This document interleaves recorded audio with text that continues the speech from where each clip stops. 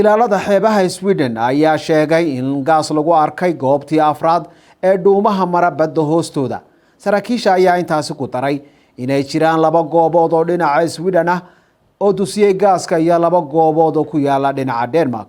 Ilaalada xeebaha Sweden-ku isla markiiba ma aanay awoodin inay ogaadaan sababta ay dhuumuhu u sii deynayaan. Waxaa la filayaa in golaha ammaanku ka hadlo galkaasi maalinta Jimcaha. Dhanka kale, Ruushka ayaa sheegay in goobta uu ka dhacay dareeraha gaaska ay gacanta ku hayaan sirdoonka Mareykanku.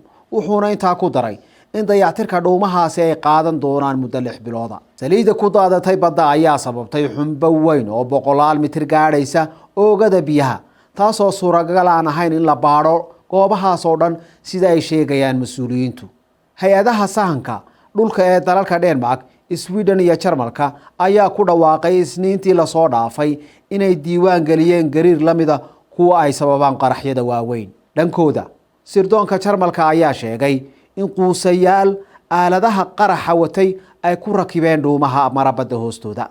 Haddaba kadib markii lagu eedeeyay burburinta tuubooyinka Nord Stream, Moscow waxa ay qaaday weerar rogaal celis ah iyadoo dalbanaysa in la isugu yeedho golaha ammaanka ee qaramada midoobay, waxayna farta ku fiiqday ku lug lahaanshaha suurtagalka ee Mareykanka. Sweden ayaa goor sii horeysay ku dhawaaqday in golaha ammaanka ee qaramada midoobay uu kulmi doono berri oo Jimcaha kadib codsi ka yimid dhanka Ruushka.